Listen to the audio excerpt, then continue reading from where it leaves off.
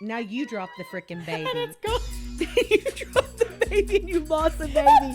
Oh my gosh, she does that like 7 years bad luck now or something.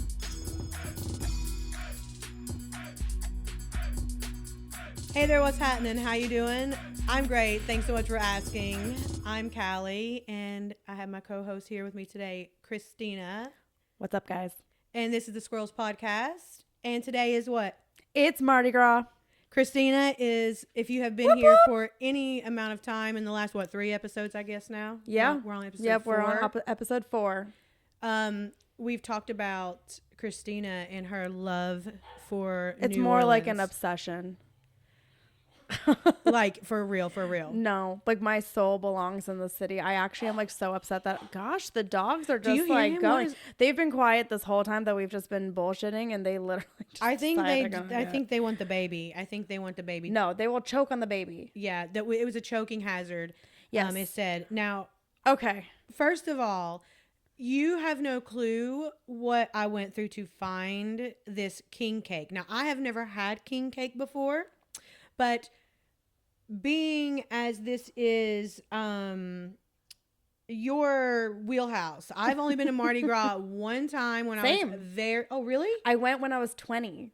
So I went around the time I was 22 because I couldn't drink yet either. Yeah. So the whole reason why we even went, it was not a planned thing. FSU's spring break week fell the same week as Fat Tuesday. it was like meant to be for you. It was. And we only, like, Tallahassee to New Orleans is only 5 hours. Oh, really? Yeah. So we drove and we were there for 5 days. And that was the first time I went was Mardi Gras. And was that first time you ever went to New Orleans? Yeah. So Stop that it. was the year. That was my sophomore year, junior year. No, sophomore year. Sophomore year of college. And yeah, I went with my 4 girlfriends. I was 20. I was not able to drink. It was 2010. But you still drank. Oh yeah, there was no issue. Yeah, so there's never. I was gonna say, so like 2010 New Orleans was way different than 2025. I was gonna say, was that the baby? No, it was. It's just the crust. Oh my! I was like, what the hell? It's just the crust. Oh god. Make sure the baby didn't fall. I was like, was it the baby? Like, it's like, how did it jump out? The baby, by the way, it's supposed to be apparently inside of this cake. Yeah, anyone who doesn't know about king cake or the tradition of king cake, it's supposed to be inside. And if you get the baby, you're supposed to have like the best year, like a year of abundance. And if you're part of a crew, like they have these like parties at the end of January. And if you get the baby in the king cake, you're responsible of throwing the party and bringing the king cake next time. Yeah, I didn't know because we've kind of had something on set every time, some kind of food or something. So I was trying to figure out like, what do I get? Oh, now you dropped the freaking baby. And it's gone. You dropped the baby and you lost the baby. Oh my God, she does that like 7 years bad luck now or something. It's gone forever. Shit. Oh my goodness! I hope there's not some voodoo curse you get from doing that. I don't think so. We'll get the baby. We're gonna you know honor what? it. I'm not worried about the baby, but no. See, now this might bring on a curse. The baby. I have saved the baby. Thank you, Barry. Here, can we will you bring us some napkins too, please? Here, and can I get this? Okay, this is, what? One thing I love about this is very real life, and I'm really not editing shit out of this stuff much anymore because it's so real life. Yeah, no, this is like really how our life is. I can't have one. I've got to have 2. While we're eating the king cake, let's get back on track since we're not with this baby on the floor anymore. King cake, there's usually 3 colors, so it shows the purple, the green, and the yellow, and there's reason for it. There's like, oh my goodness, sorry. Go ahead. Is it okay? Yeah, I'm just losing the icing in my crotch. Butchering this cake. Honestly, I don't know how good the cake is going to be because in Publix, Callie did her best. Callie and Barry did their best. We went on Barry. Barry is really the real MVP of this because I'll come to you. Because okay, there we go. because Barry, we searched, he called bakeries. Oh, it smells delicious. And Okay. we saw it online at Publix, but only through Instacart. Like when I looked at Publix, it was like, oh, your store doesn't carry it. I asked them to carry it. I'm like, what the fuck? Oh my goodness. Yeah, the icing is literally crunchy. Does anybody else have? Yeah, so that's usually how it crispy is. R's? It's usually like a crispy. Oh, it kinda, is? Yeah, it's usually kind of like this like Oh my hard goodness, and icing. that fell on the floor. Will you get me a napkin, please? Thank you, Barry. Oh, this is delicious. Is it really? I hate when my leg here. You know, I was not expecting a whole lot, but it Really? is. It's Barry, make sure you cut yourself a piece too. yeah, Barry. You need And to then we'll have probably some. have to have you bring us more, I'm sure. I was going to put it on the thing here for us to snack on. It's actually a cinnamon cake. Yeah, that's what I read. So I read that She was telling you typically- it was like a coffee type of cake. Mm-hmm. I've had one in New Orleans that Ooh. has like a filling. That's really good. Mm-hmm. Oh, yeah. Okay, worth it, but it's all over the seat. Like, girl, it's going to be in this couch. Oh, are you So- bringing me more? No, I'm going to cheers you. Oh, you're going to cheers us. Okay. Mine's cheers. already gone. You're wild. Yeah. Cheers. I was hungry though. She's like, can you just bring the cake over here? We'll put it on the thing here. I'm gonna need more. You want it over? Oh, back to the king cake. So, the first Mardi Gras happened, like the first official Mardi Gras happened in. Oh, here you go. March 2nd. My piercing just literally came out my lip. Are you kidding? Swear, right here. Look, I took it. Literally, I was like, I crunched on it. What? Do you want me to set it down This is there? just really a mess. No, not on the floor. Definitely not on the floor. Okay. Can you grab this right here? Hold un momento, por favor. We'll be I got you. okay. I think we're good. Okay, let's keep it moving. Okay, keep king cake.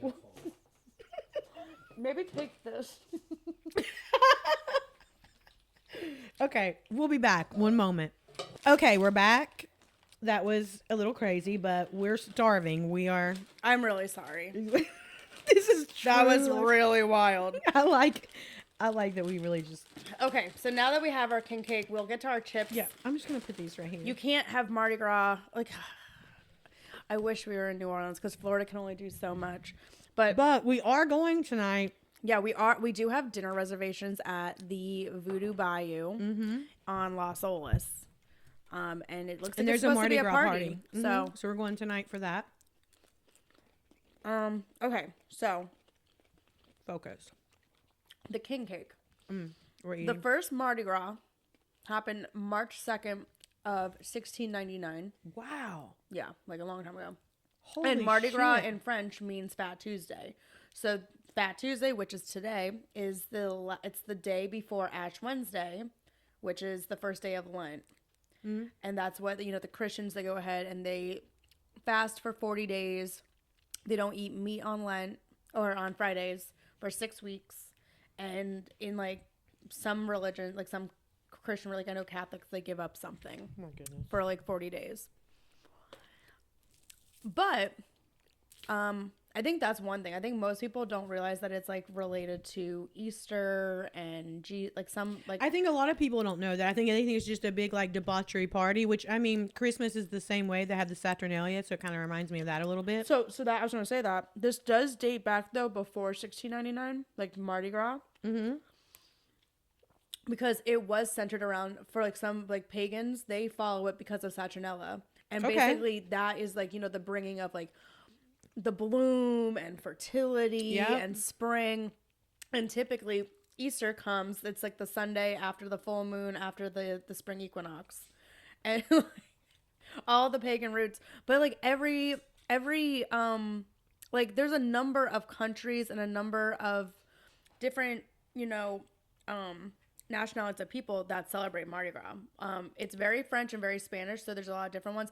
I found out that like in Spanish cultures, they don't really do I think that they do the king cake with the baby, but instead of you bringing a king cake or something, like, I don't think they do king cake. I'm pretty sure they do something else, but basically, like, if you are the person hosting the party that year for Mardi Gras, if you're like the king or the queen, you have to bring everyone tamales, which I'm into that. I mean, I would be into that. yeah, or that 100%. I have an acquaintance that's actually in Brazil right now celebrating Carnival. Yeah. Which I didn't realize that's what actually the celebration of it all is. It's called Carnival, and Mardi Gras is only on Fat Tuesday. I didn't realize that either. And I didn't realize it was in Brazil either until like we were talking about it earlier. I didn't realize any. Like, there's several countries right now that are celebrating. Germany is celebrating. Poland is celebrating. They all have their own things. New Orleans has been in carnival season since January 6th.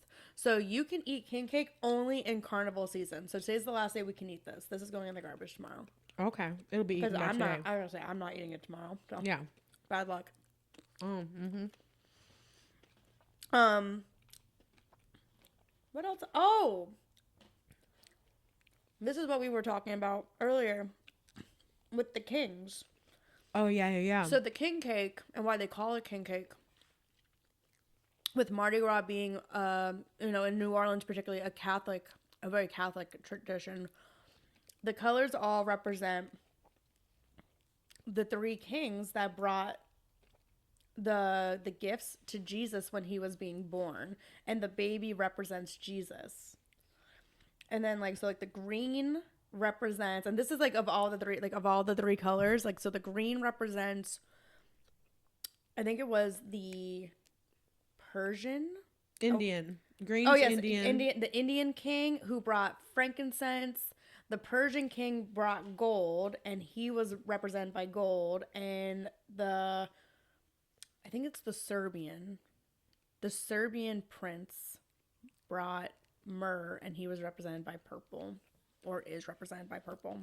Yeah, so that was really cool. I didn't know that till you told me that. I had read up on, because I just think it's funny that we tomorrow Christians are all gonna go to Ash Wednesday tomorrow. I've got family that are gonna go to church tomorrow to get their ashes and all that, but no one celebrates Mardi Gras, and I'm like, why would you not want to celebrate this wonderful day? I think people look at it as debauchery. I don't care.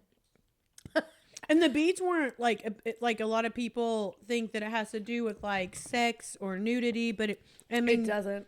It actually doesn't. The reason why they call it Fat Tuesday, because it's usually more with gluttony. You're usually eating really fatty foods. Yeah, because you're eating meat, because that's one thing is and I do think in a lot of Spanish cultures during Carnival, that whole season they don't eat meat. I think for the full 40 days they don't eat meat, whereas in the Catholic religion they don't eat meat on Fridays, and Ash Wednesday, and then especially not on Good Friday. Yeah, so that's what I had read that they just eat a lot. The gluttony, that's why it's the Fat Tuesday, and it's the last day before Lent, basically. Yeah. So I just thought that was really interesting, because I think most people have a misconception. I mean, it is a party. I'm not gonna lie, it was a party when I went. It's a pretty big party. Oh yeah, no, Mardi Gras is wild. I've never gone again for Mardi Gras because it was so wild. Yeah, I kind of feel that it's too much energy for me. I get very overstimulated. And you have to think, this is Mardi Gras is celebrated throughout Louisiana, Mississippi, Alabama, and even some area in Pensacola in the Panhandle. Okay. But a lot of places celebrating, tonight, there's places down here that are doing little Mardi Gras parties. They're doing little Mardi Gras parties. I'm happy that Voodoo Bayou is, to be honest. But there's not parades like there are in those places. Those places all have parades and stuff, right? No, and my whole thing is after Christmas, right, we all started getting set up for New Year's. Mm-hmm. After Christmas, people in New Orleans and in Louisiana and the South in general, they start preparing for Mardi Gras. They've already been prepping for a year for the parades and all that, but now it's we need to get ready for carnival season. It's because parades start January 6th. So is that also why during the Super Bowl, Jameis Winston, it wasn't just that it was the Super Bowl there, which is why it was all popping. It was because it was carnival season. Yeah. So even if wow, there's a lot going on. That's why I said if the Super when I found out that the Super Bowl was in New Orleans, and then I found out that Mardi Gras was earlier this year because of how late, or it was later this year. If this was last year when Mardi Gras was in February, they would have not been able to have the Super Bowl there. It would have been way too close to each other. Yeah. What is it, 2 weeks ago? 3 weeks ago? It was 3 weeks ago. Yeah, that's a lot going on right now. And they just had the attack on the 1st. Oh, that's right. That was what was going on there at the time. Oh, it was New Year's Eve, It was right? New Year's, and someone ran through people. And so it's just like, I'm excited because like I feel like the summertime is when you can get like really cheap flights, and so you can like just kind of pop on a plane. We could just pop on a plane and I don't know. I really want to do investigations there. That is one of the places. That's one city that I've not done investigating. Like I haven't done any investigations, but I've had some serious paranormal things happen to me. And I think that, I was gonna say, I think that we were going to discuss some paranormal stuff today. Yeah, sure. Go ahead. I know The floor is yours today. Today the floor is Kristina's because this is her wheelhouse. This is her home. You'll end up there. You're going to end up in Louisiana. I don't know if I really think that I just like really need a house there. Like I want a house that I could just be able to go to. I'm that way too. That's how I want it in South Florida. Like I don't think I'll stay in South Florida long term. Yeah. Like I always thought I would, but I always want to have my safe spot to the like, home base. Can you imagine like if I had a house and it just go like, whenever you want. Those tickets be. Oh, it's Mardi Gras. Let's just go for the week. I have a house. Yeah. I think that's one of the biggest problems with it is that like the whole state is coming from Mardi Gras. And like this is the whole thing is like not only is New Orleans celebrating today, like there is things all over Louisiana. Yeah. Before like there's actually like a big debate with people of like where did Mardi Gras originate, and some people will fight and be like it started in Alabama, and some people will fight that it happened in Louisiana. But back in 1699, if you look at the layout of the states, Alabama was like not a thing. And so what modern day Alabama is today was Louisiana territory. So it technically was in Louisiana, but it's like Mobile, Alabama today, which is not far from New Orleans. It's not? No. Like how far? Like a couple hours? No. Less than that. Less. Like maybe 30, 50 miles. Like it's not far. No. It's really close. Yeah, no, it's not far at all. Okay. I didn't realize that. Yeah, no, that was like we stopped in Mobile at a gas station before we got into New Orleans because we just wanted to drive like straight to. But that was only the first time I went. And like that was like when you go for Mardi Gras, you can only go for Mardi Gras. Is that the only time you've driven to New Orleans? No. Okay. The second time I went there was a couple years later. I was turning 22 and my friend Dylan was turning 21. And so it was us two and then like my friend Taylor, her ex, and like another friend of ours. And there was just like a group of 5 of us. And we went up for our, and Taylor's birthday is the same, was like, she was turning 22 as well. So all of us were turning like 21 and 22. And we were like, let's just go. You know, I hate to interrupt, but you know how much I hate Taylor Swift. And every time I hear 22, all I hear is, I don't know about you, but I'm feeling 22. Every time you just said 22, that song would start in my head again. Let me tell you something. I was feeling 22. And I remember when my baby sister turned 22, that song was popular. Yeah. And then she was all like, I'm feeling 22. So anyhow, I was gonna say it didn't come out too far from when I was 22. No, that's true because my sister is about, actually my baby sister is about your age. What are we, 13 years difference? Yeah. Jessica and I are 14 years difference. Yeah, no, it came out very similar to around the time because I remember we played it on my birthday. That makes sense. Okay, sorry to interrupt, but okay, so you're 22, your friend's 22, and the other one's 21. Yeah. Okay, so we all decide like let's just go to New Orleans, and so we go, like literally we go. Now this is where like when you went for Mardi Gras, you can only do Mardi Gras. Like we ended up hanging out with our friend who went to Tulane, and we went to shopping cart day. And which basically, like, if you don't know what shopping cart day is, they all have like public shopping carts and they just fill it up with as much alcohol as they can have. And you basically don't leave until it's all gone. Yeah. And that's like there's no need for bars or anything like that. Like no one locally is on Bourbon Street. Like that's not true. I will say when I went for Mardi Gras, I was definitely on Bourbon Street, and that was New Orleans is so like they even like there was like a commercial this year that was like, you do not have to flash your boobs for beads. And I was like, wow, they didn't say that back in my day. Like, that's not what they were saying. Definitely. I did see on TikTok, some guy had like a sign that was like, show me your booty hole. And I was like, that's what I'm talking about. Yeah, that's what we were seeing in 2010. And you have to think about 2010. 2010 was only 5 years after Katrina. And so like there was still like we went to a parade that was not near the French Quarter, and we got pulled into it, and where it got off was like at the edge of the 9th Ward, which is like where Lil Wayne grew up, and it's like the hood. Oh yeah, yeah. And so we're like lost, like down bad. That's so scary too. And I was like, we just had to get our way. Like, you just figure it out. The thing that was like so scary, because like now we're walking in the hood, and you have to think about like what we now know of New Orleans. And like I think about that time, because there was just blue tarps everywhere, and it was still 5 years after. Oh. And like you think about like how they broke the levee so that the French Quarter would be protected, but the hood got destroyed. And so like to think 5 years later, I'm there for Mardi Gras, I'm lost in the 9th Ward, and there's all these people's houses still have blue tarps. Some of them don't have roofs. Like, but you have to, like, the way of the culture, like Mardi Gras is like their hope, and everyone is in the street. Yeah. We found our way back, but we were like 32 blocks away. We were like down bad. Like we were far from Bourbon. And were you drunk? It was Mardi Gras. Yeah.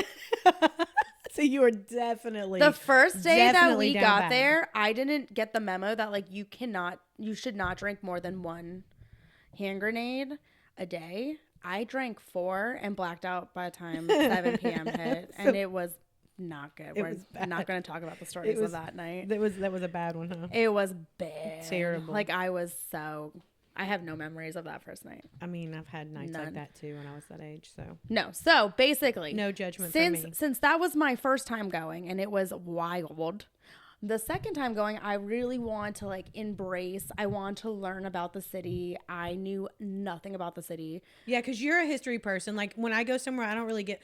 You know what? You changed that for me, to be honest. Because Really? I used to not get. Yeah, for real. Because I used to not. I don't give a fuck about that stuff. But when we would go do like the ghost stuff we did, or like really what really impressed me is when we go to St. Augustine and like. Oh, I'm like a You're a fucking could be tour this- guide. I could but be a tour I'm guide. that way down here. Like Yes. everything down Oh, or you Daytona. are. Like I'm like, I mean, You I are. literally just this weekend had a friend in town, and they're like, I have never seen Florida. Like you literally should do this for a living, because this Yeah. is insane, you know? And you're that way with St. Augustine. And I feel like I'm getting that way with St. Augustine now. 'Cause I've been I was so gonna much say now. you've been there so much, but I'm all like St. Augustine. Like there's physically nothing I've not like. There's just so much I've done now to this point. But I am the same way with New Orleans. The thing that I appreciate about New Orleans is that every time you go, there's gonna be something new. And if you stay in the quarter, it's not the same as when you stay across the street. Yeah. It's not. Basically, it's not. You stayed both. How many times have you been? September was 7 times. Okay. And we need like, cause there's like there's some belief system that I have with this now that I've been so many times, but in these first 3 times, so I basically went for Mardi Gras in 2010. I went for this birthday trip that we're going to get more into in 2012. And then in 2014, I'm now graduated out of college. My friend met a guy at Jazz Fest, didn't get back on the plane to go home, basically. Oh my gosh. And was with him for for a while. Like she moved to Portland with him. Nuh-uh. Like yeah. So when she was living with him in Metairie, me and a couple of my friends, like 4 of us, went and stayed with her, and like they were only there for 2 days because they had a wedding in Florida. So we just basically had to watch their house and their dogs. They let us like borrow their cars. Nice. But there was wild stuff to it. Like his car, like to drive it, you had to put it in reverse. Like it was real not good. I was not. This was the Halloween trip, and this was the trip we were there. We were there for 9 days, and I have to. There's a Metairie, Louisiana, is a weird city. Really weird. Yeah. It might not be as weird as her ex. So her ex, I don't want to use names for this story, but basically her ex brought us to Covington, Louisiana one of the nights, and I definitely saw a ghost out there. I was scared shitless. He was bringing us to, it's a neighborhood, but this neighborhood was built on these woods that has this old abandoned Catholic church with a school. Oh, wow. And it like has all these demonic, and I mean like it's all Satan and 666 and like all this like they graffiti on it. Yeah, like everywhere. There was a bad fire. A bunch of kids died in there. And so he drives us an hour and a half from Metairie to Covington, Louisiana. And him and like my friend were out wandering. I'm with my other friend who's like one of my soul sisters. She's one of my witch sisters. And we literally like ended up driving the getaway car because I swear we saw some, like, we were so scared. The energy of that place was awful. We were so afraid. Like, there was no way I was going into the woods.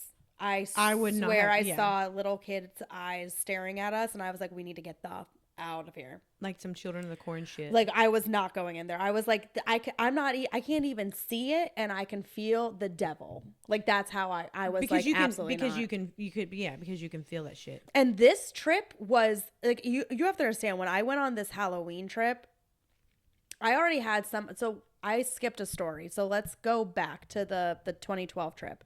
Not too much crazy shit happened on that trip except for the very first night.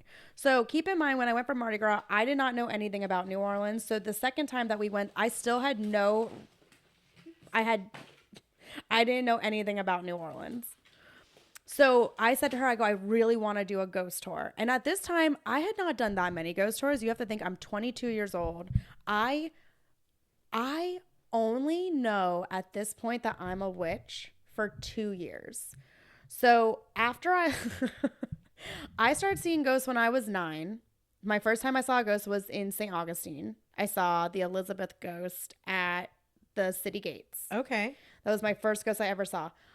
Really? That's the first one. That was the first one. I was terrified. I did not like that I could see ghosts.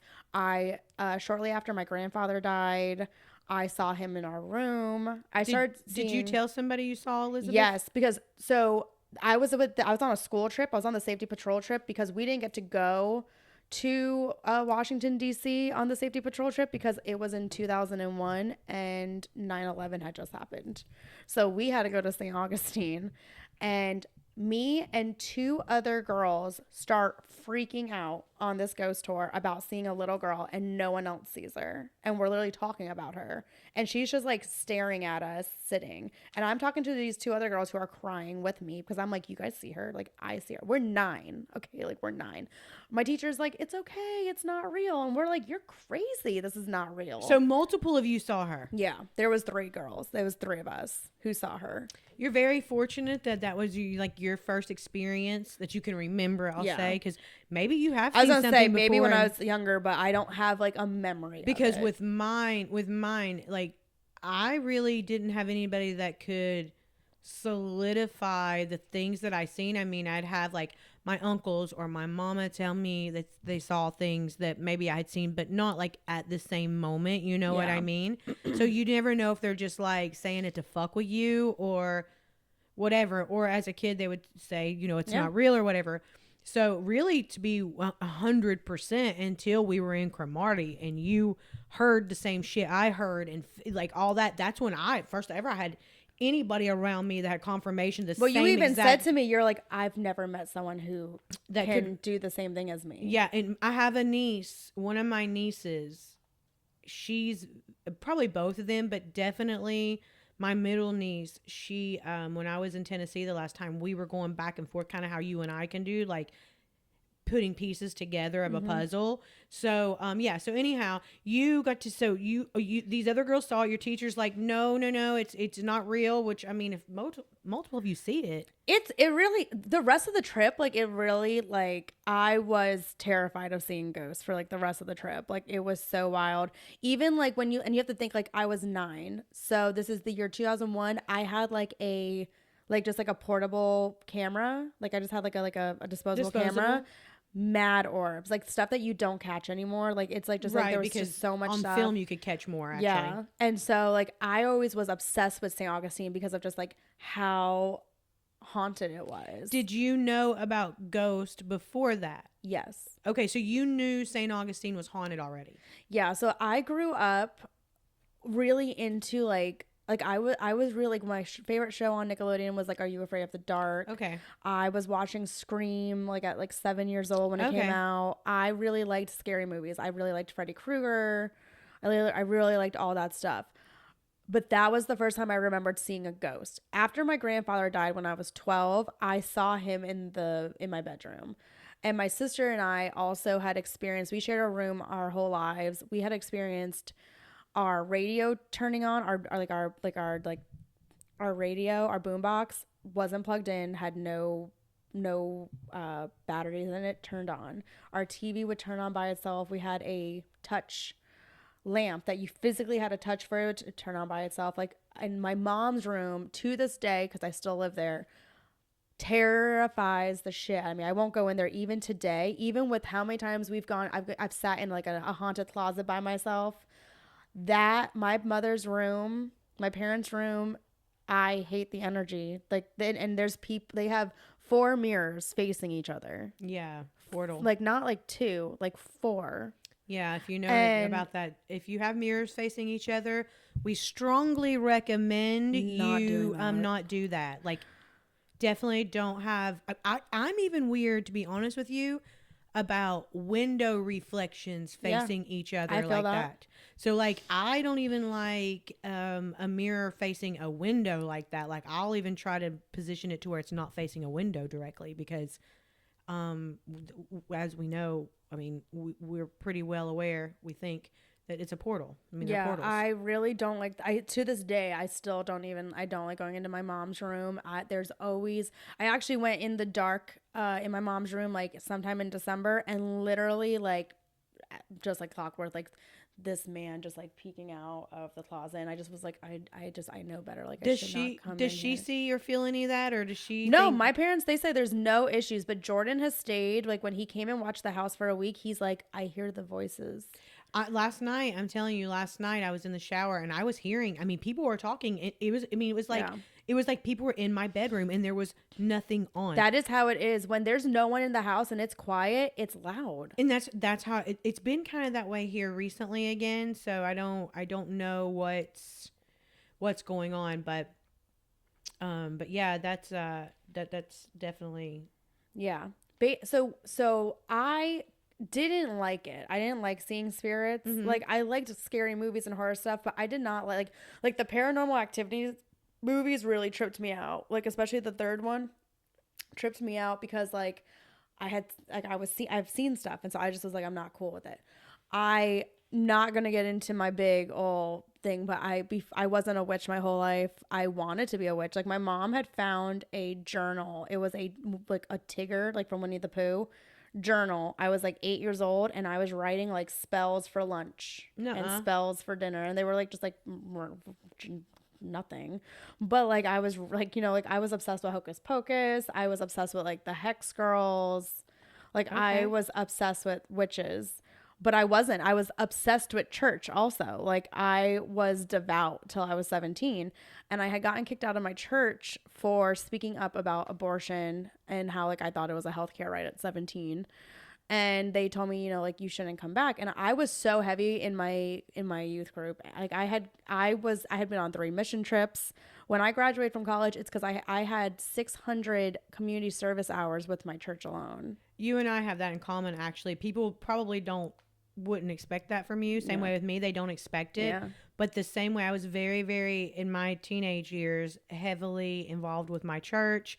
Like youth leader and the drama group and the choir, and very, very heavily. It was a Southern Baptist church, but still I was very heavily involved with my church, so much as to when I went to college, I thought I would become a minister. Like I thought, I would be like a doctor and a minister, like all this in one, you know what I mean? My grandfather used to joke that I was going to be a nun when I grew up, but I always thought he was wild.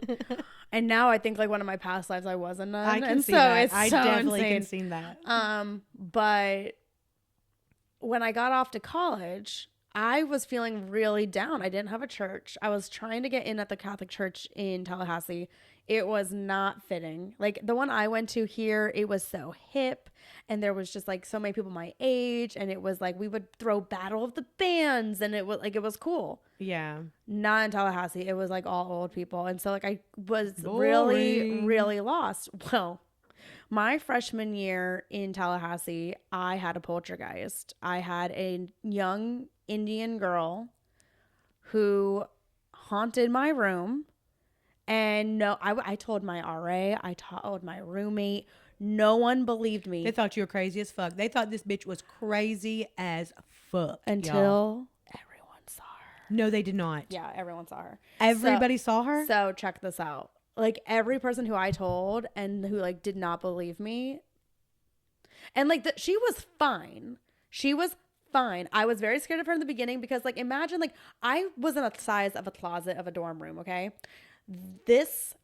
I had a chair that had no wheels. The first time it ever happened that I knew that there was something wrong, something moved my chair across the way by itself 50 feet.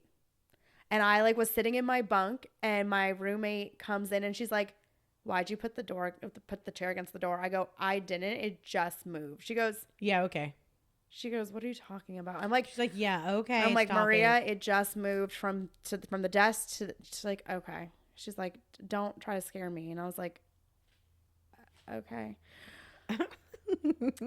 I was staying up one night. I was pulling an all-nighter. It was like 3 a.m. Every 6 minutes, my light would click off and turn the light off. And I got like, went on for like 6 or 7 times. And I finally said, listen, I know it's late. And I know you want me to turn the light off so that we could all go to sleep.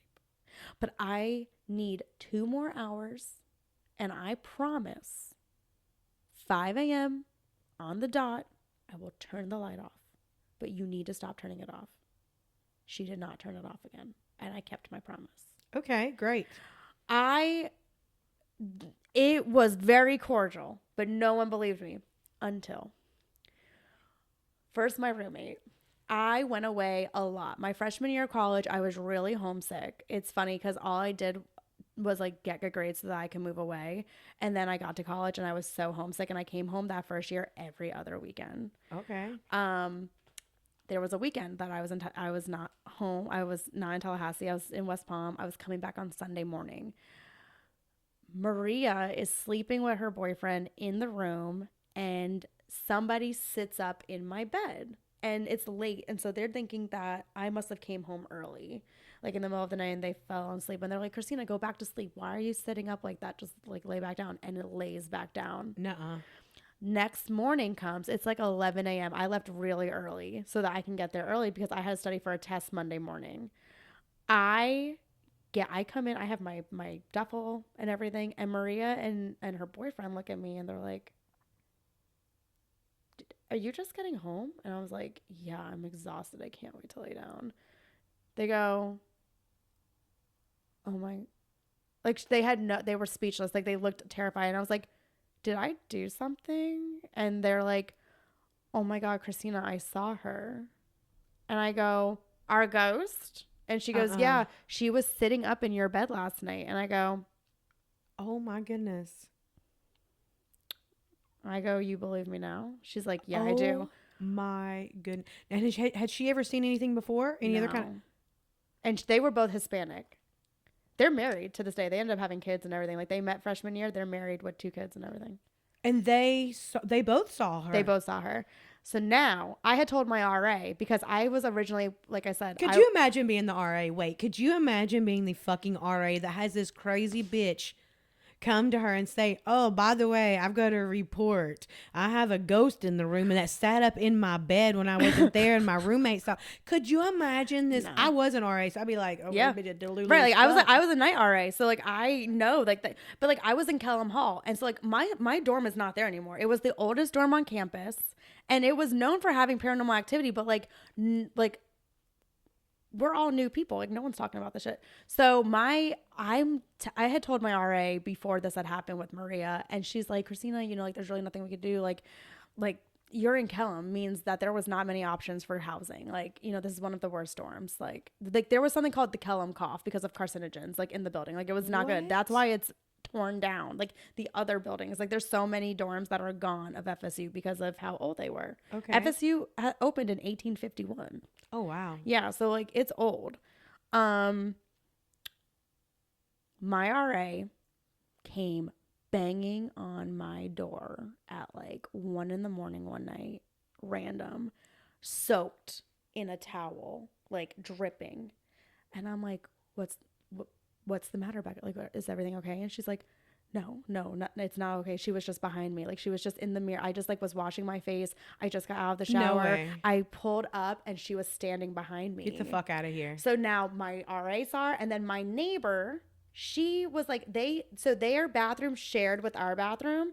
And so they also didn't believe me. And then there was like, there's the way the building was set up, it was like this. And so there was like hallways.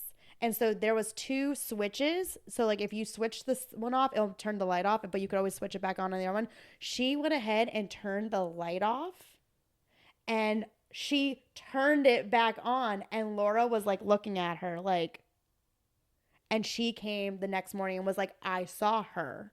And so once everyone eventually saw her, everyone knew what I was talking about. But it took the whole year. She wanted to be seen then because, I mean, it's not like, I mean, maybe every one of those people are sensitive to it. Or do you think we're all sensitive to that? Just some people just don't.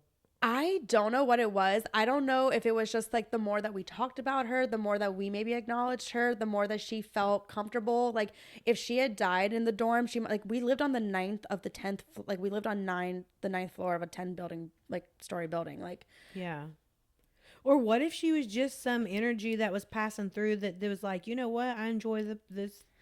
I personally don't scene. think that she's an old student. I personally think that she was a Seminole Indian. Like I think she's from the Seminole tribe. That makes a lot of sense. That makes because she had like long sense braids. Like and like the thing is like she was so strong, and I don't know if it's because like you have to think how old that building was. Like yeah, maybe it was the structural way it's built, but like the energy that she was able to like because you saw full apparition. Like this looked like was a full apparition. This was, I will say, to this day, she was the most seen. Like I could see every aspect of her. Like you know how sometimes we can't see the whole bodies, or like no, you saw her. Like you could see her whole figure. That's how my granny was. I could see her whole figure like that. But I think that was the strongest. I think that was the strongest that I had ever seen too. I mean, but yeah, most of the time it's kind of like, I can't believe that everybody saw her like that. So, I mean, like let's say she was like one of the girls living in the dorm. It's truly everybody saw her. She stayed in our room. Like I think that she had originally lived in my room. Did she ever try to communicate with you? Yes. So there was times where like I heard a voice come out of my computer. Yeah. Oh, you've told me this before about the voice coming out of your computer. I heard a voice come out of my computer, and to communicate to see like if it was somebody of like an entity, I was doing like the like yes one or knock 2, and it worked. Like that was, but so this is what's leading into this ghostly experience that I grew to be totally okay with because I had to. I had to live. There was no way. Mm-hmm. It really started me thinking about the other side. And so that was where I started thinking about like witchcraft and learning about clairvoyancy.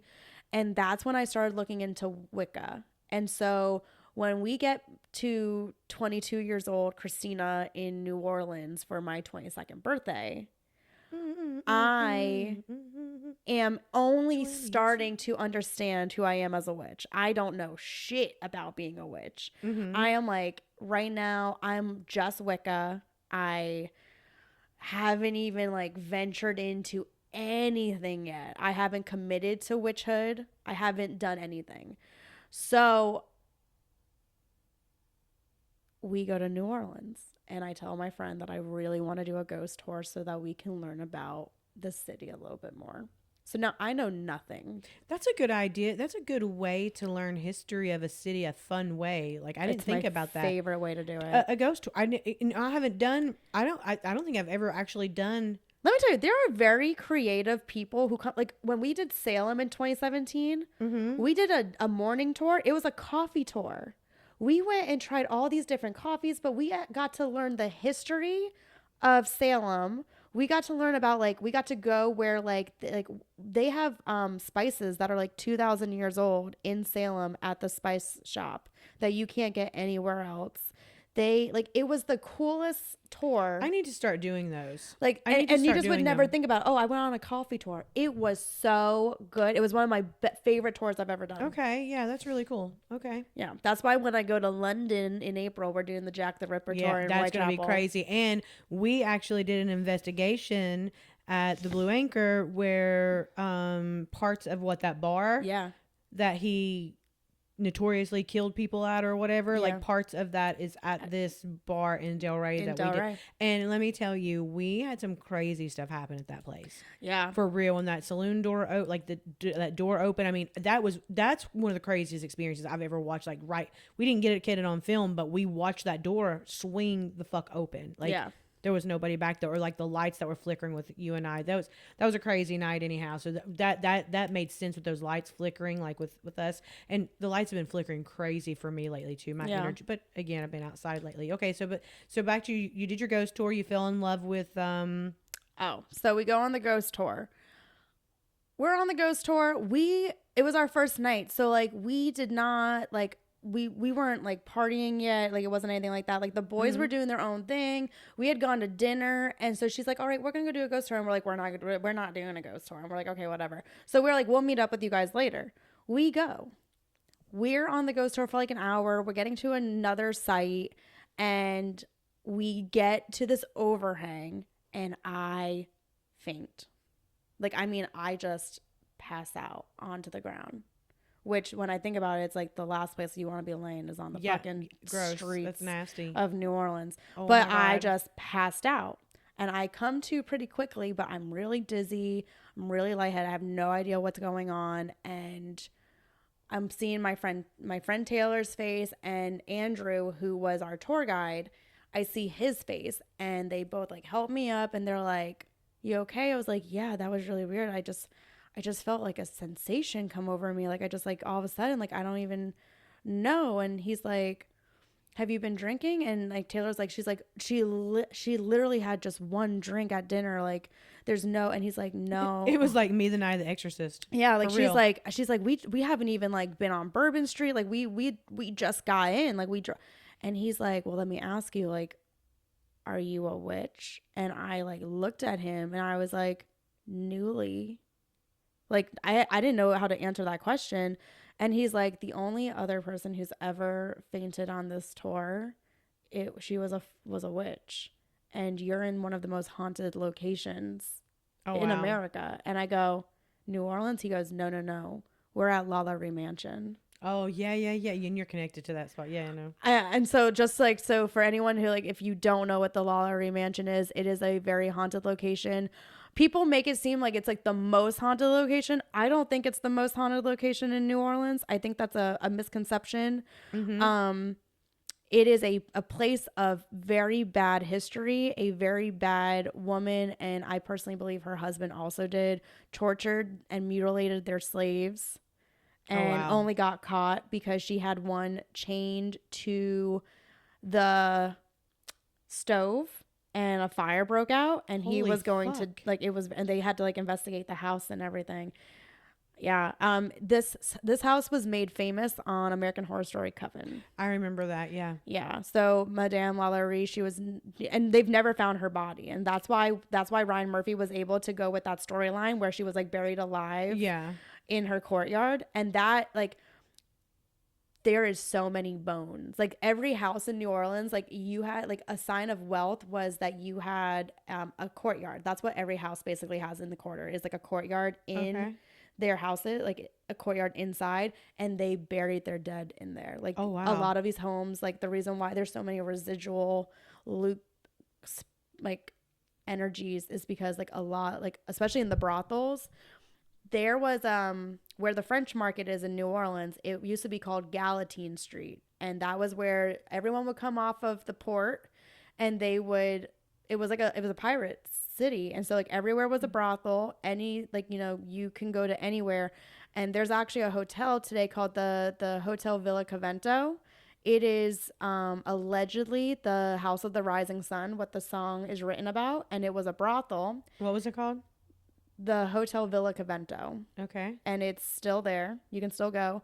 Oh, wow. It's very haunted. They say that if you are a bad man, if you abuse women, rape women, ever have, if you are a bad man to the core, do not stay there. They have over thousands of accounts of only bad men being hurt in that to this day. They still have accounts of men being like brutally hurt by nothing. So is it like a B&B now? It's a hotel. A hotel, okay. But Galatine Street and Galatine, that whole area of New Orleans, which is right by the convent, it was called the land of missing men. And if you were bad to one of the madam's girls, you didn't leave, especially the House of the Rising Sun. Do you think do they do like investigation there, or do you think you could do your own, like you stay there and investigate? You can definitely stay there and probably investigate. I don't think that they do. I do know that there's the New Orleans Paranormal Society. They have 4 locations. They have like the Provincial Hotel, which is very haunted. The Andrew Jackson, which they actually have spoke on their podcast that they think that is the most haunted location in New Orleans. I actually really want to reach out to them. There is a so on Dauphine Street. This was another. Just a little tidbit, just so we can go back to the mansion for a second. It was just recently sold, the LaLaurie Mansion. It was just recently bought in January. It has not been open to the public since 1992. I don't personally believe it should be open to the public, and I'm worried. Like, don't get me wrong, I am going to go if they make it a museum.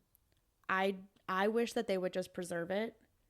It is a horror show. So many, especially like all those slaves are just trapped in there. And I get this bad feeling to make it an attraction. Yeah, I don't think that's I would. That's what I'm saying. Like, would I want to go in there? Like, trust me, I would love to go in there. Like, when I saw it on Zillow, I looked at all 89 photos, but it's tragic. Yeah. The things that they found of those people. Like, I mean, completely mutilated, put together. I mean, just think about how we felt when we did the Devil's Tree. Never again. Yeah. So just think about how you felt there, okay? Right. And I fainted outside of this place. You see what I'm saying? And don't get me wrong, I did not know how to spiritually protect myself like we do now. Right. Because I didn't know any better. I didn't know shit at the time. But that I fainted there, like, even like not inside. Yeah. Yeah. I also think you have developed like more of what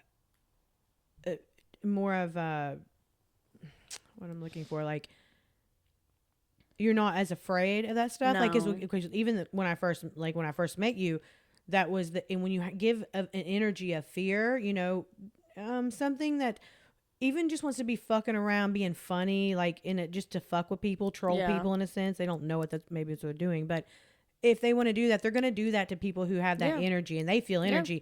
You don't have to. People don't realize, like, you don't sit and talk to animals. Like, a lot of stuff has that telepathic capabilities. So it's like, when you do the whole, like, okay, I'm not gonna speak out loud on something because they might know. It's like, well, they know, right? They already know. They already feel the energy. No, I know. And this experience changed everything. And you everything changed. Like, after I fainted at a haunted location, like, and then found out a little about New Orleans, like, everything changed. And like, still at this time, I like to use this because there's a difference between the first 3 trips that I went on and now the 4 trips that I went on since January of 2023. That experience changed my life, because when I got back to Tallahassee, I ended up declaring to witchhood the first time. It took me 3 times to find, like, I didn't actually finally, like, sit down and go, oh my God, like, this is what I'm doing, until I was 27, because I had severe, as I like to call it, Catholic guilt. Severe embedded Catholic guilt.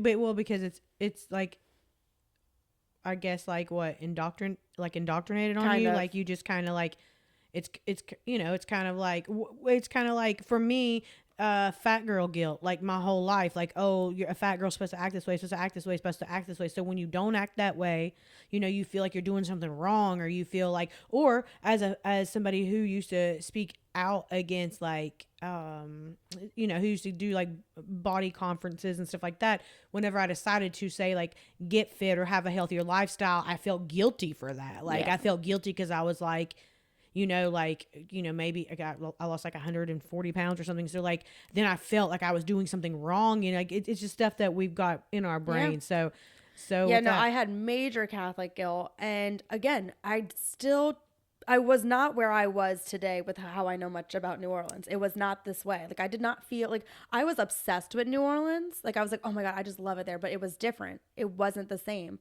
I was not the same person yet. When I went back that third time, we went for 9 days. And this is where I really started to learn. I did not return to New Orleans for 9 years after this trip. That shit in Covington, Louisiana happened. We also had an experience where we went out one night.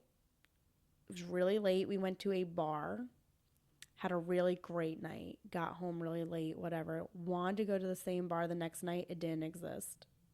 I've heard that before too. There was that. My friend hooked up with, and we swear to this day, he was a real life vampire. We went to a 40-minute haunted house because it's Halloween. We went to a 45-minute long haunted house. We had to sign a waiver and pay $25 to go in it. I got pulled into a real seance.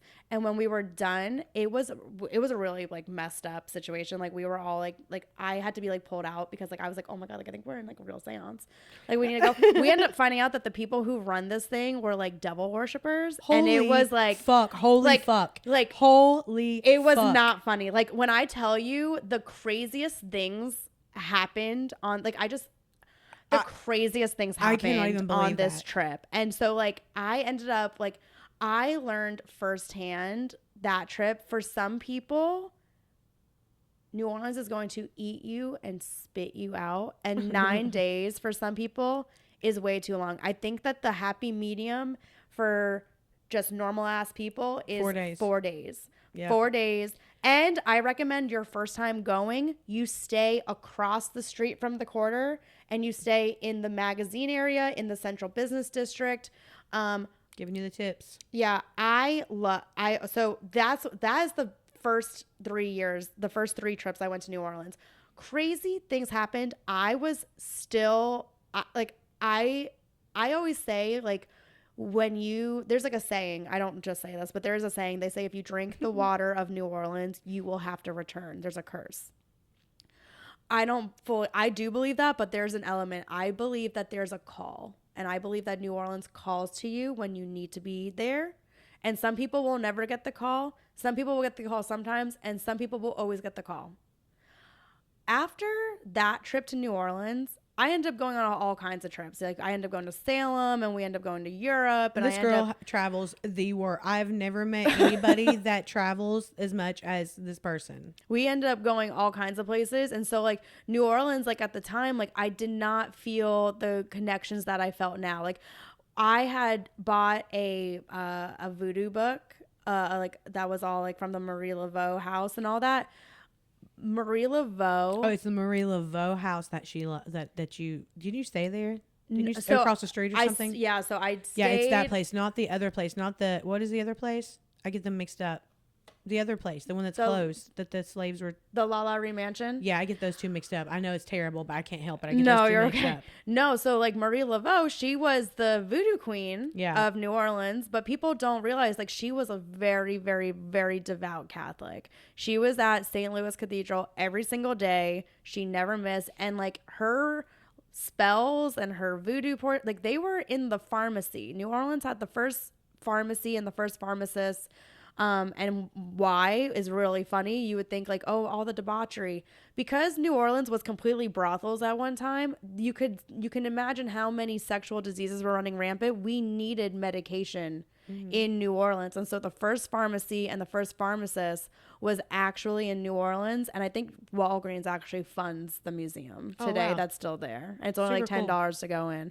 But it's very interesting. But it was because like it was prevalent with like all kinds, like besides cholera and TB and yellow fever and smallpox, you also were dealing with syphilis in full force. Like, Gross. full force. And so like it was Especially because you're the needed. brothel. Yeah. Yeah, like it was needed. And like don't get me wrong, like New Orleans did in 1917, they opened Storyville, and that was until 1930. It was right on the outskirts of the city, and it was literally the first red light district of the United States. Oh, wow. Yeah, they actually just opened a Storyville museum in October. I But really want to go. There's no red light district there anymore, right? Not It's technically. illegal. I will say, well, there's. Okay. I was Okay. gonna say it's not necessarily illegal. Bourbon Street has a lot of gentlemen's clubs, hustlers, Yeah. things like that. I got you. But like strip clubs. Yeah.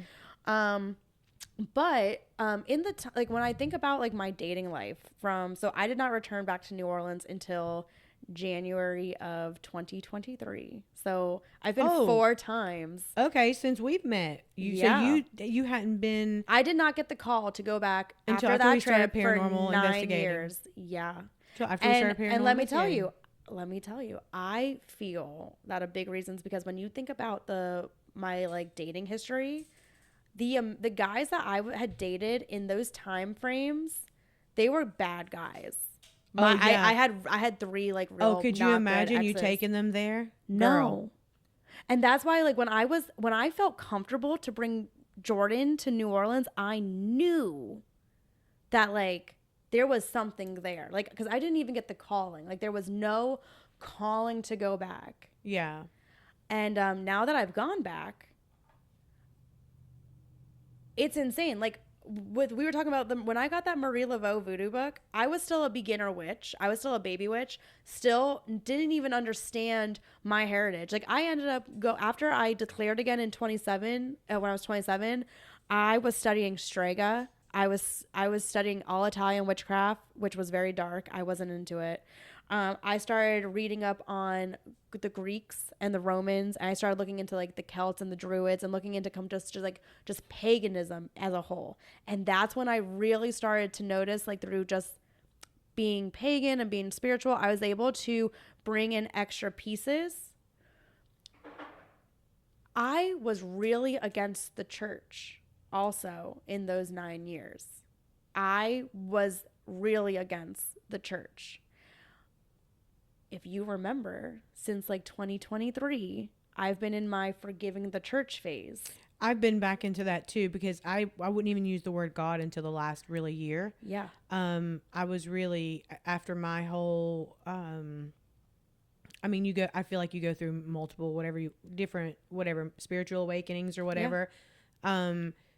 I went through a time. I would tell people I was atheist, although I wasn't truly atheist. It would be just like, leave me the fuck alone, really. Yeah. Because, and even to this day, like, I guess the closest thing I would say is like, I don't know, spiritualist or, yeah. And the thing is, the difference with me, and I have like my grandma was a practicing witch, and her mom probably was, and I have the lineage behind it. So right. That's why my niece and I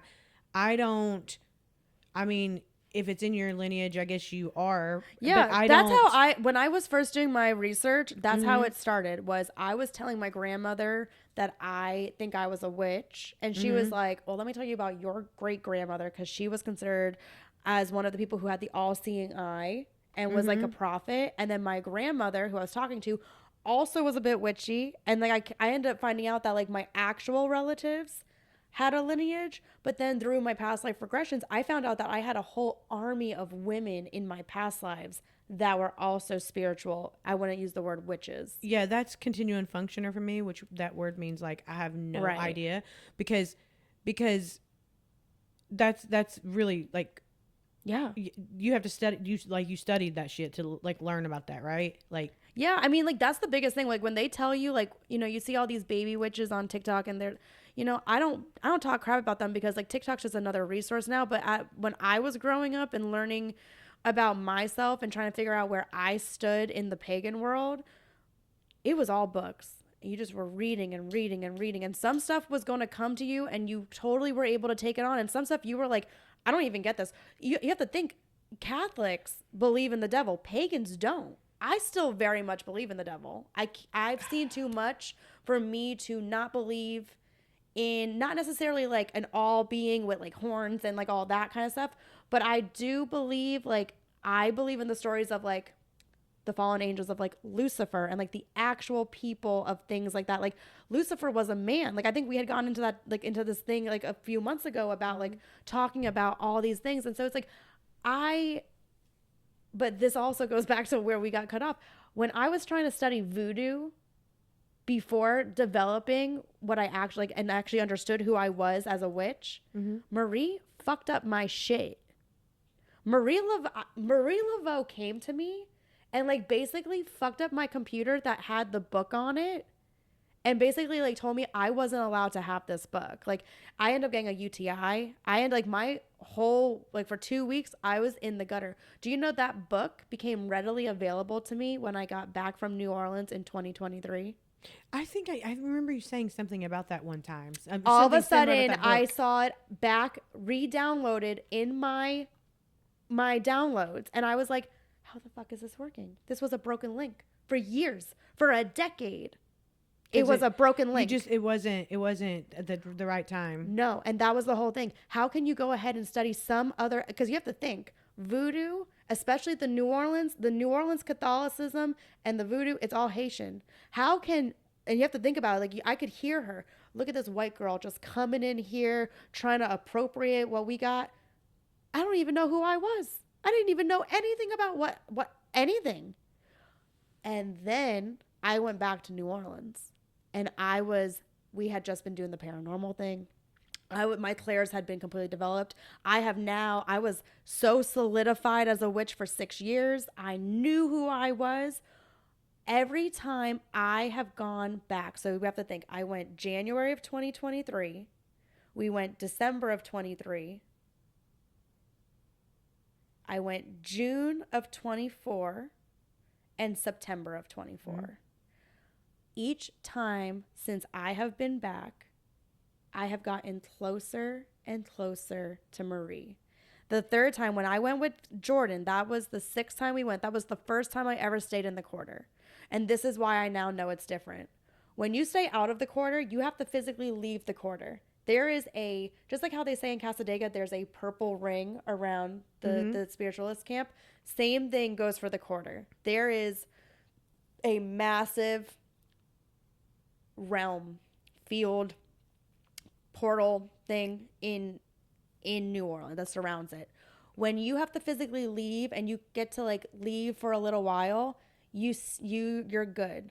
But when you stay in the quarter, time stops. It's all very different. Like, your 1 minute is actually 5 minutes in the quarter, and like time stops. Like, that's why when we went in September, we were there for 12 hours, and we had to like make an itinerary, because you will just Get lost. Get lost. It'd be like it's something like that. For that day that me and Jordan were there, that in June, that Saturday felt like forever. Like the day never ended. I feel that way in St. Augustine too, a little bit. Like it's got that. There's got like this that weird and energetic. it's the same way when I'm there. I feel like I'm there. Like when I just spend one day walking around, it feels like I have been there for a week. Like you are like, and in St. Augustine, somewhere that's one of the places that I see full apparitions.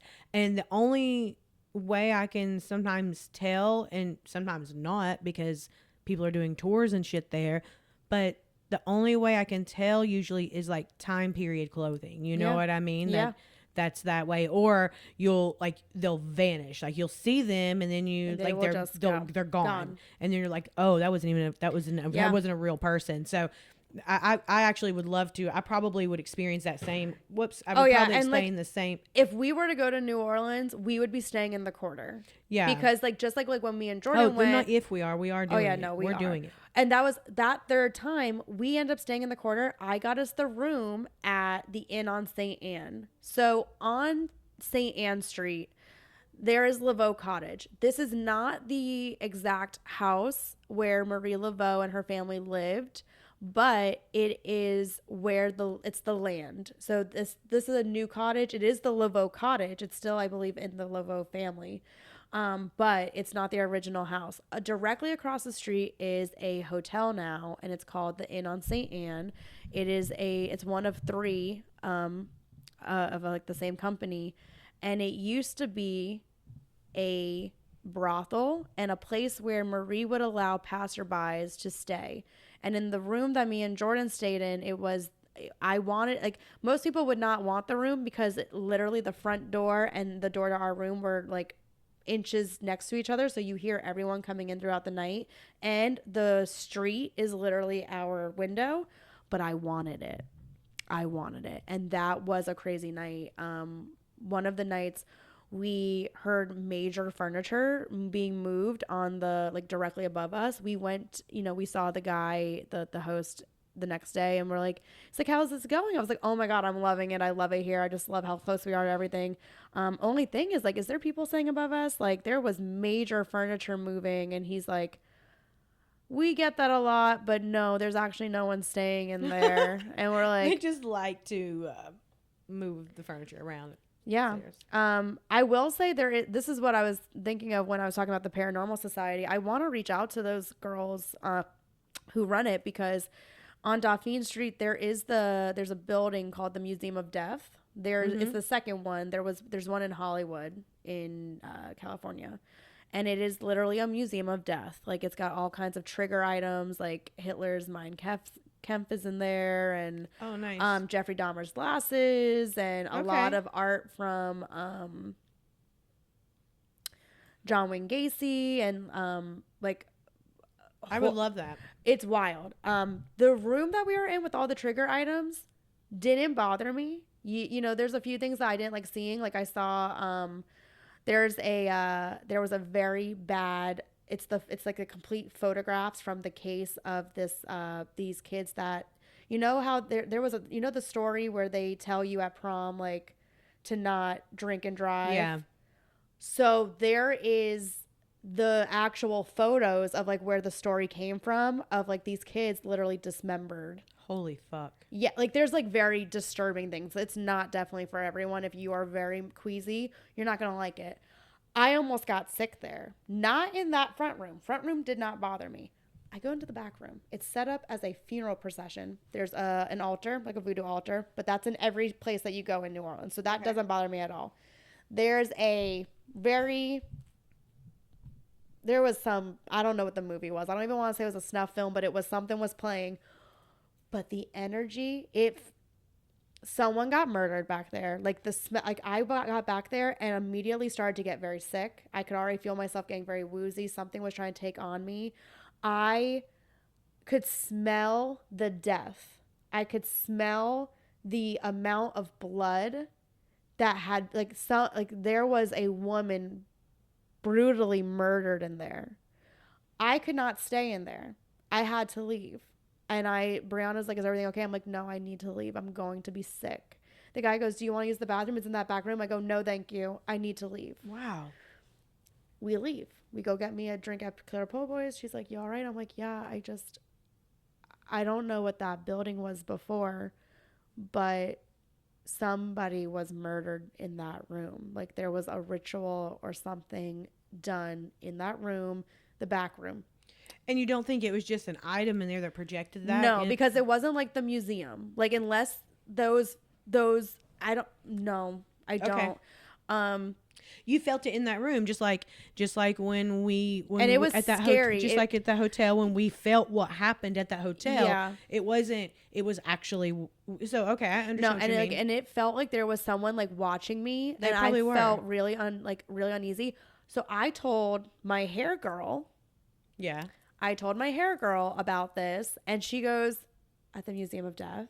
And I was like, yeah. And she goes, I went to the bathroom in that back room. She goes, and I didn't want to take my pants off. She goes, now it's a bathroom, one stall, by myself. You're supposed to take your pants off. She goes, I did not want, and she goes, now don't get me wrong. She goes, on the bathroom floor, the tile is literally the crime scene of like a naked dead girl. And I was like, shut the fuck No, it's not. It is. It's like a crime scene of like a naked dead girl. And then there's like very gruesome photos in the, like, I would have died if I went in that bathroom. I don't even know.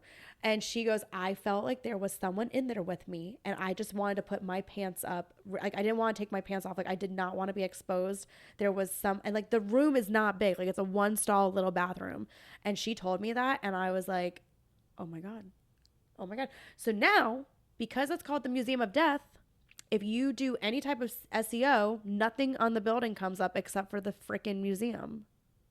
Oh, wow. So I don't know what that building was. I don't know who owned the building before.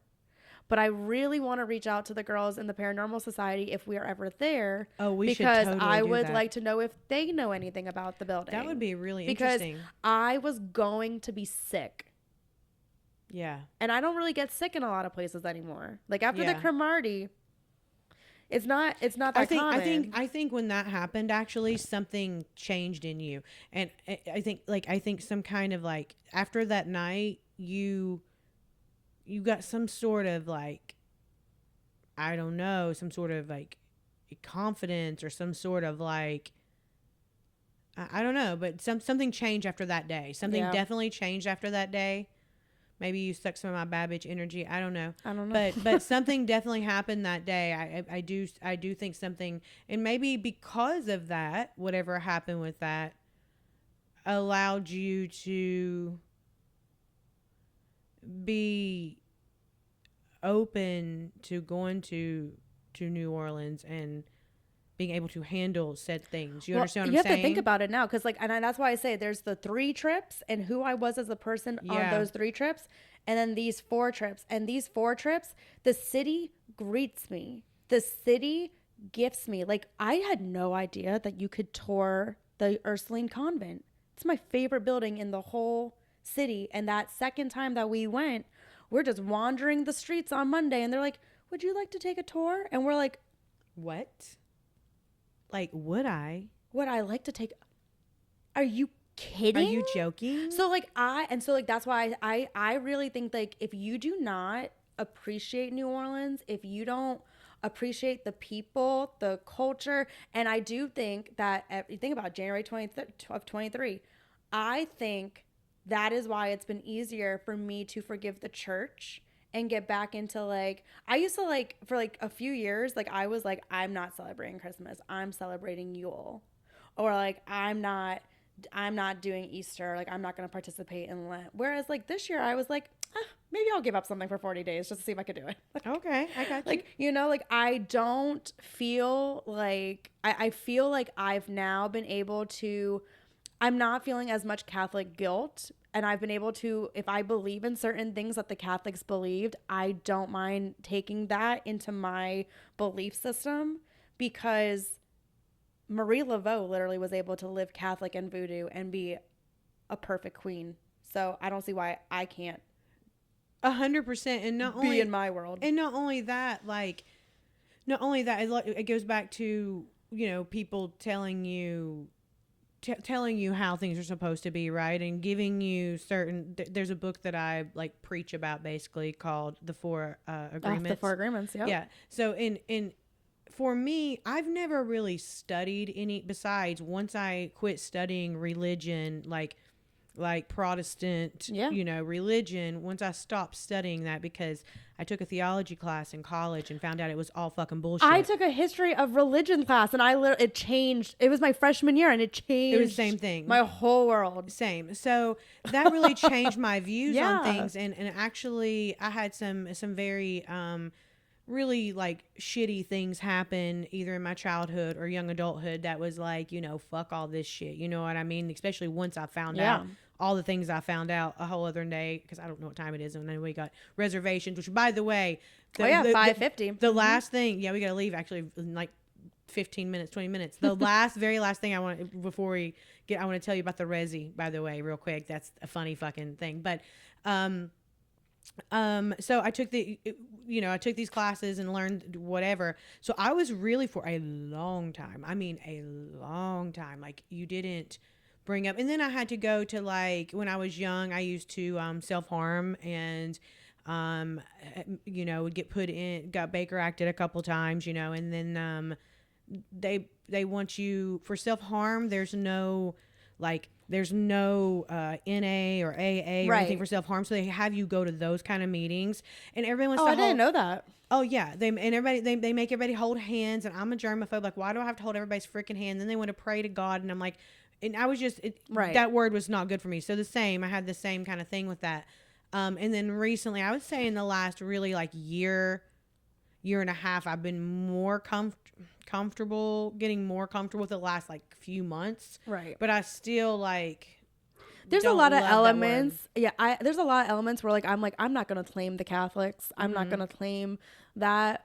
But when you start talking about, like, when you start looking at like the history of things, and you start like, I don't mean to do this, but when I'm with people, I'm like, I have to tell them the pagan history of like why you're celebrating this as a Christian. I used to. I just feel like it's like it's literally everything that you're doing. It goes back to paganism. And so then I go, well, why can't I have both? You can. And that's the thing too. And for me, like, you got crystals in the Bible, you got herbs in the Bible. And people don't realize that. The three kings bring in gold, frankincense, and myrrh. Come on. We talked about that in the last podcast too, that they brought the elements like that. So come on, guys. We could do it. We can all coexist. We can do that. And the thing is like, for me, I haven't even, most of my stuff that I come up with, I don't read about or anything. It's just something that I feel naturally drawn to nature, to the sky, to the sun, to the energy. Like, that's where my like witchy side comes from. I haven't read about or understand that I need to do this or that. And I think that's something else that people need to understand. You don't have to follow a regiment to feel like, or to be a witch, or to be because you have to think about it. Like, think about this. People were like, the minute I started being like, oh yeah, I'm a witch, start calling, like it didn't take a long time. Now my whole family call it, like, it's been now years. But when it first started, it was almost like a condescending thing, because like, witch is it's a term for different things. Like, people, they're gonna assume that you cut off goats' heads, and there's a lot of different elements of it. And I think I was going somewhere else with this, but I lost my train of thought on it. But speaking of elements, for me, it's like, I might not be somebody that, but like there's just something energy wise about me. Say. I don't think that there's a problem with you doing that, because like how I said, like, I feel like I'm just taking pieces now from everyone's. The big thing with pagans, they believe that all religions should coexist, that everyone has a space. That's what they believe.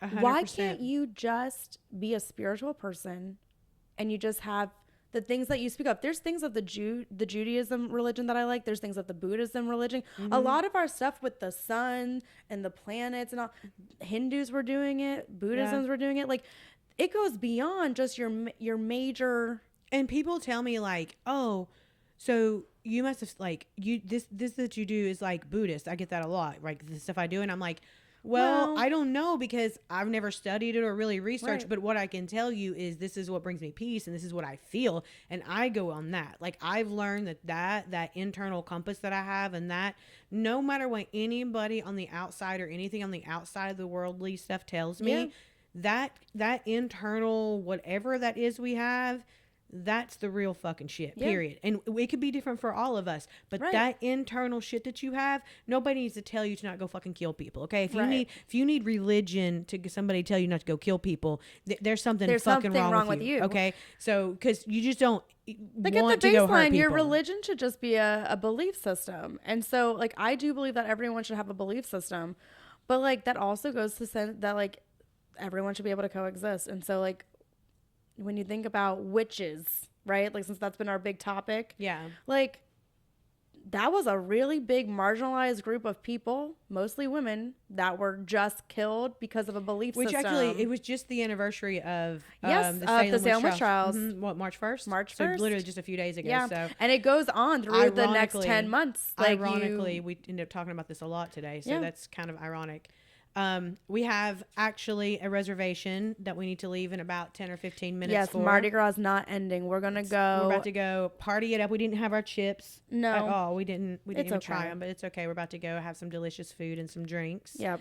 And I actually got Kristina in a hat. Remember her polo? How I don't wear How hats. she doesn't wear a hat. Look She's at got that. a cute little hat on today. I got her in a hat, but I thought I was going to get her hat today, and I want to explain this. And I think this is a funny story to end on, since we have a resi tonight at 7:00.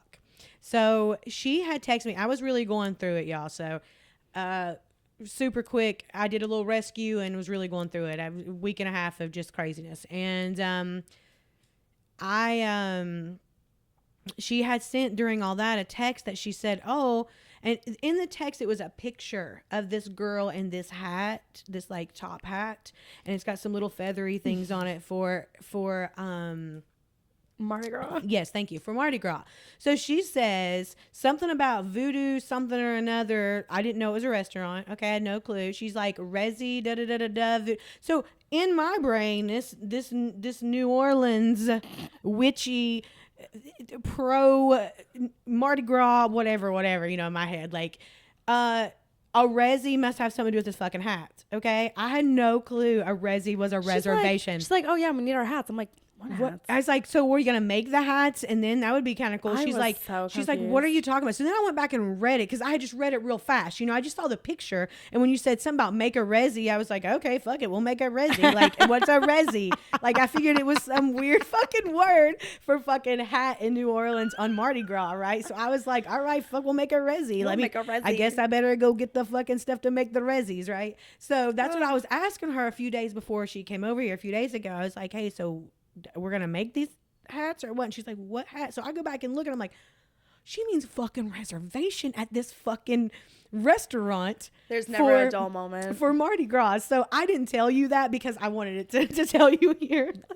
Trust, I literally was dying. I was cackling. I was like, she really? And I went and looked at the photo, and I was like, she thinks they're making these hats. I go, I get it, but she's wild. Like, I was like, I get it. I was fucking crying. Like, I barely half read it.